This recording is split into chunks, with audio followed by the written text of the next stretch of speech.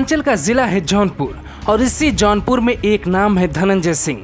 धनंजय सिंह को आप किस तरह जानते हैं ये हमें नहीं पता, लेकिन धनंजय सिंह का रौब जौनपुर की सियासत में आज भी बाकी है।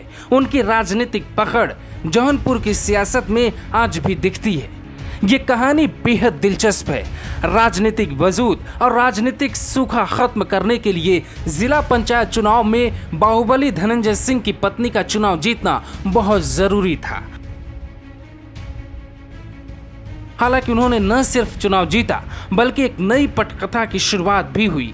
जौनपुर में जो तस्वीरें आई वो कई कहानियों के लिए गवाह रहेगा। इतिहास हमेशा जौनपुर को इसलिए याद किया जाएगा क्योंकि एक राजा ने एक रानी के लिए ऐसा पासा फेंका कि सब कुछ इधर उधर हो गया। बाकी पार्टियों के प्यादे बिखर गए और बिखरे इस कदर कि जिन्हें प्रत्याशी बनाया गया वो बाहुबली धनंजय सिंह के समर्थन में जाकर वोट देकर चली आती।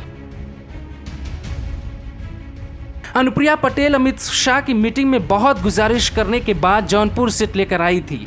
यहां से प्रत्याशी बनाया गया था अपना दल बीजेपी से रीता पटेल को, लेकिन धनंजय सिंह की पत्नी कला रेड्डी के लिए जो सियासी पासा फेंका गया उसमें रीता पटेल पूरी तरह फंस गई। नतीजा ये हुआ कि वो खुद उम्मीदवार होते हुए अपना वोट बाहुबली धनंजय सिंह की पत्नी के खाते में देकर आती।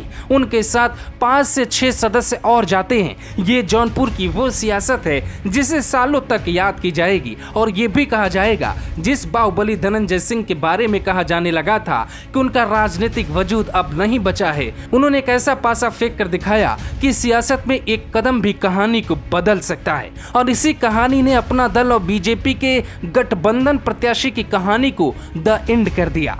मेरा पति श्री धनंजय सिंह जी ने इस क्षेत्र के लिए बहुत काम किए हैं और गरीबों के लिए भी सब कष्ट में भी खड़ा रहते थे। और खिलाइए मत सर।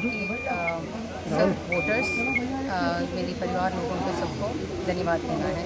वो लोगों का जीत। सियासी रणभूमि में आखिरी वक्त में अपना दल इसकी प्रत्याशी रीता पटेल बाहुबली धनंजय सिंह की पत्नी को अपना वोट देकर आई। उन्होंने सोचा था कि वो खुद जिला पंचायत अध्यक्ष बनेंगे, लेकिन कहानी बिल्कुल पलट गई। धनंजय सिंह का राजनीतिक सूखा लगभग खत्म हो गया है।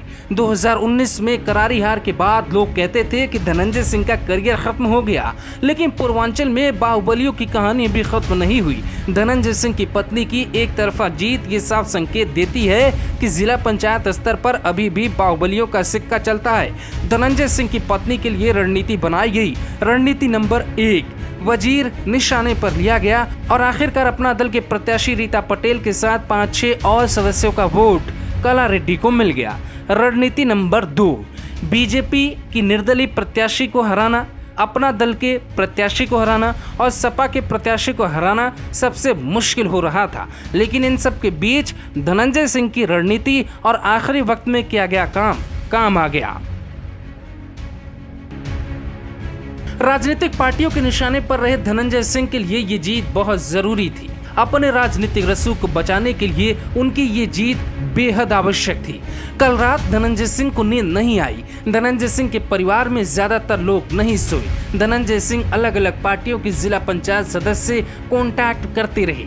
कुछ सदस्य उनके साथ ही रात में रहे। ये हार उनकी आखिरी हार हो सकती थी। राजनीतिक दुनिया में बाहुबली धनंजय सिंह का ये कदम आखिरी कदम हो सकता था। इसीलिए ये जीत किसी भी हाल में धनंजय सिंह के लिए बहुत जरूरी थी। पत्नी कला रेड्डी मेहनत करती रही, लेकिन पर्दे के पीछे से पूरी मेहनत धनंजय सिंह करते रहे और आखिरकार पत्नी के हाथों में जीत की झोली लाकर रख दी। धनंजय सिंह अगर हार जाते तो पूरा जौनपुर पूर्वांचल के साथ कहता कि धनंजय सिंह का बाहुबल, उनका राजनीतिक रसूख, उनकी पकड़, उनका रौब सब कुछ खत्म हो चुका है। लेकिन बड़ी बात यह है कि यहाँ बीजेपी को बहुत बड़ा झटका लगा है। बीजेपी को इसलिए झटका लगा क्योंकि बीजेपी ने एक तीर से 2 निशाने लगाने की कोशिश की।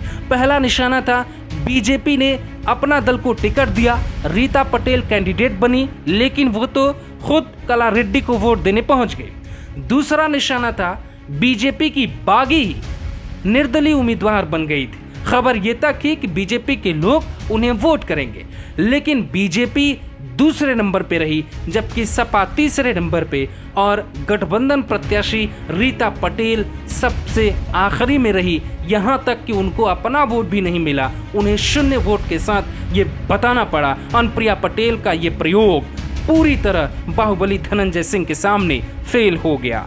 जौनपुर से राहुल यादव, ग्लोबल भारत टीवी।